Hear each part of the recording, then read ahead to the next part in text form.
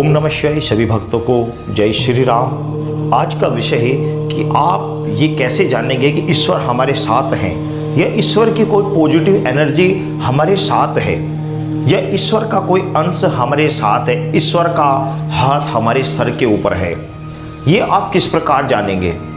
मैं आज आपको अपने अनुभव बताऊंगा कि मुझे कैसा आभास हुआ करता था।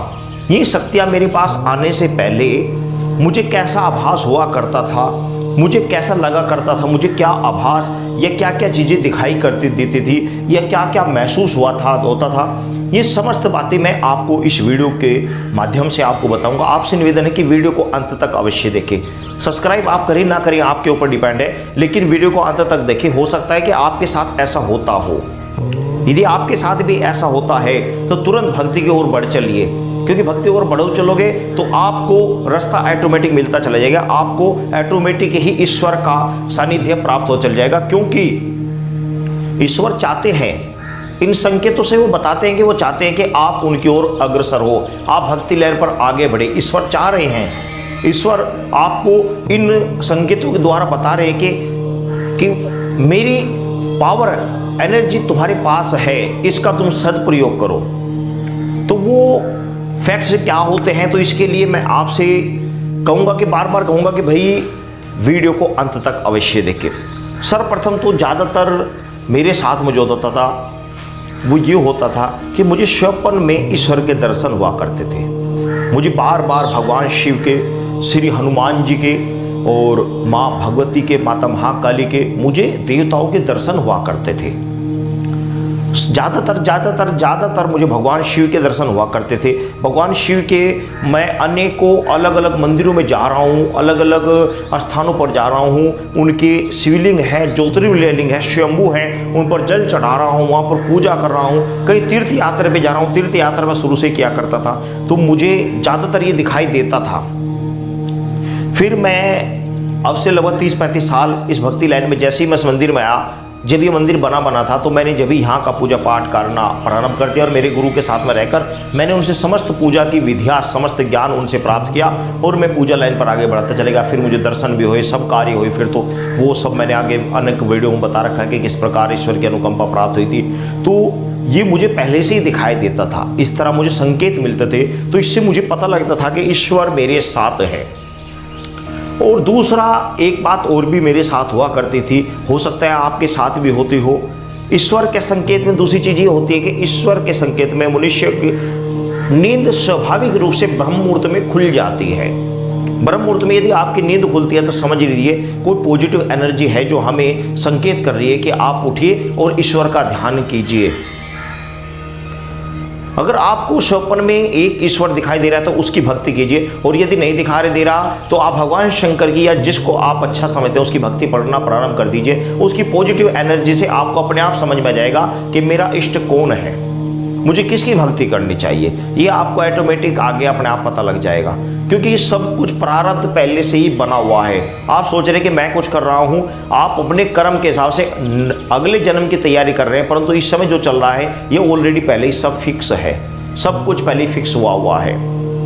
लेकिन ये है कि आप भक्ति ना कर, जो कर्म कर रहे हैं उससे अपने जीवन को पीछे हटा रहे हैं, अपने कर्म को पीछे हटा रहे हैं। तो वैसे तो प्रत्येक मनुष्य का करते हुए कि भक्ति करनी चाहिए, परंतु जिसके साथ ही विशेष लक्षण हो रहे हैं तो उसे तो तुरंत भक्ति की ओर बढ़ जाना चाहिए, क्योंकि ब्रह्म मुहूर्त एक ऐसा समय है जिस समय ज़्यादातर लोग निंद्रा के वशीभूत रहते हैं, निंद्रा में मगन रहते हैं। उस समय वो भक्ति करना तो बहुत दूर की बात, उठ ही नहीं पा सकते, क्योंकि उनकी नींद ही ऐसी होती है। उस समय ऐसा होता है कि इंसान उठ ही नहीं सकता, तो वह भक्ति तो क्या करेगा। तो इसलिए ये एक ऐसा समय होता है जिस समय इंसान हर हालत में नींद के वशीभूत रहता ही है। परंतु यदि आपकी आंख खुल रही है ब्रह्म मुहूर्त में, किसी भी स्थिति में, चाहे वो 2, 2:30, 3 बजे किसी भी टाइम खुल रही हो, तो आप समझ लीजिए कि आपके ऊपर ईश्वर की महान अनुकंपा है। वे चाहते हैं कि आप उठकर उनका ध्यान करें, उन ईश्वर का ध्यान करें। और तीसरी जो बात होती है वो ये होती है कि जैसे हम भगवान के पास गए, जो ईश्वर की पॉजिटिव एनर्जी या उनका कोई दूत हमारे पास आ रहा है, जिस भी देवता का आ रहा है, जब हम उनके मंदिर में कहीं पर भी उनके दर्शन करेंगे तो मूर्ति का आकर्षण होगा, इतना आकर्षण होगा कि आप शुद्ध बुद्ध भूल जाओगे। आपका मन रहेगा कि मैं ईश्वर के चरणों में बैठा रहूं, बस ईश्वर के पास ही बैठा रहूं, इनके पास ही बैठा रहूं। मूर्ति के अंदर इतना आकर्षण आपको लगेगा, आपका मन ही नहीं लगेगा वहां से जाने में, क्योंकि उनकी पॉजिटिव एनर्जी आपके अंदर है, उनका कोई दूत आपके अंदर है जो आपको आकर्षण कर रहा है। यानी मूर्ति आकर्षण आपके अंदर स्वाभाविक रूप से बढ़ जाएगा। जब भी आप भगवान की मूर्ति देखोगे घर परिवार कहीं पर भी, तो आपका मन उसके अंदर अनायास ही खींचा चला जाएगा। तो समझो कि ईश्वर की पॉजिटिव एनर्जी हमारे साथ है। तो ये इस चीज का एक पुख्ता प्रमाण है कि यदि आपको ऐसा आकर्षण होता है तो समझ लीजिए कि ईश्वर हमारे साथ हैं। और चौथी बात होती है कि जो ईश्वर के जिसके अंदर अंश होता है उसके अंदर छल कपट की भावना बिल्कुल निकल जाती है। वह छल किसी के साथ कर ही नहीं सकता, उसका मन छल में लगता ही नहीं है, उसका मन किसी से कपट करने का लगता है नहीं। किसी से बेईमानी करेगा तो उसका मन तुरंत आत्मा उसकी निचोड़ती है कि तूने क्या करा, तूने इस आदमी के 10 रुपये रख लिए, तूने इस आदमी की अमुक वस्तु रख ली, उसका मन उसकी गवाही नहीं देगा। तो समझ लीजिए कि ईश्वर की सानिध्य उसके अंदर है, ईश्वर का अंश उसके अंदर है, लेकिन वह भक्ति लहर पर आगे नहीं बढ़ रहा है।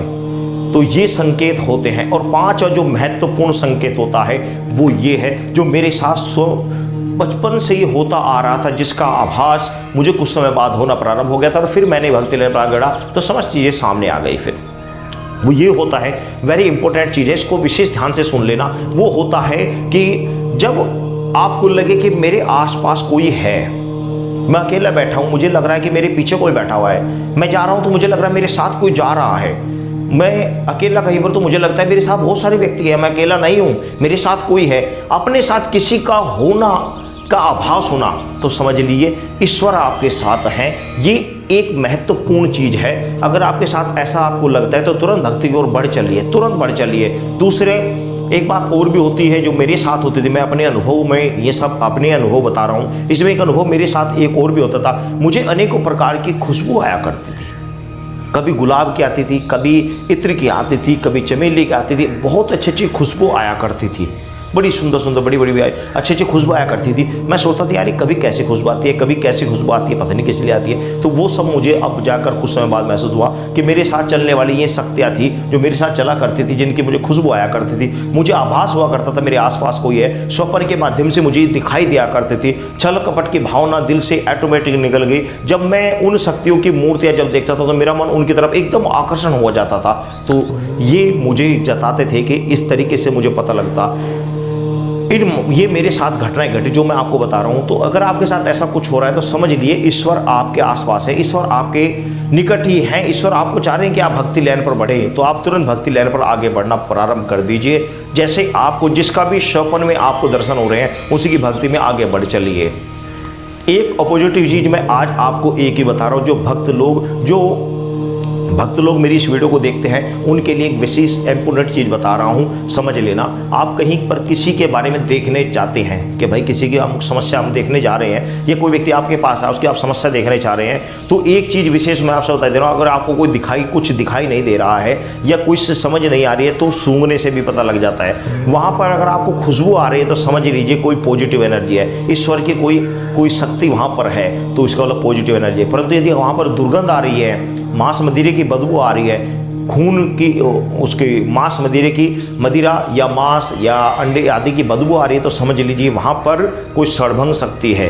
100% वहाँ कोई षड्भंग शक्ति है। और यदि आपको ऐसे ही बदबू आ रही है जैसे कोई जला हुआ हो, कोई मर रहा हो, जैसे मूर्ति को जलाते हैं ना, ऐसे जलेबी की कोई बदबू आ रही है, तो समझ लीजिए कि वहाँ पर नकारात्मक ऊर्जा है। तो सूंघने की शक्ति से ये पता लग जाता है। मैं जहाँ को भी निकल के जाता हूँ या जहाँ भी जाता हूँ, किसी के आसपास किसी के सानिध्य में आता हूँ, किसी के पास जाता हूँ या कोई मेरे से मेरा आकर मिलता है, तो मुझे इन चीज़ों का तुरंत आभास हो जाता है। फिर मैं देख लेता हूँ कि भाई मैटर है क्या वो। लेकिन मैं आपको बता रहा हूँ, अगर आपको नहीं दिखता है तो इस माध्यम से आप समझ सकते हैं कि वास्तव में दूसरे के पास क्या है, या अपने पास भी आपको पता लग सकता है कि आपको दुर्गंध आ रही है, खुशबू आ रही है या किस तरह की आ रही है, तो आपको समझ जाओगे कि भाई मेरे पास किस तरह की एनर्जी है। तो इन चीज़ों से ये पता लग जाता है। ये तो आप समझ गए होंगे मैं आपको क्या समझाना चाह रहा हूँ। और यदि फिर भी कोई बात आपको समझ में नहीं आई तो आप कमेंट्स करके पूछ सकते हैं, मैं आपको बताऊँगा। सभी भक्तों को जय श्री राम।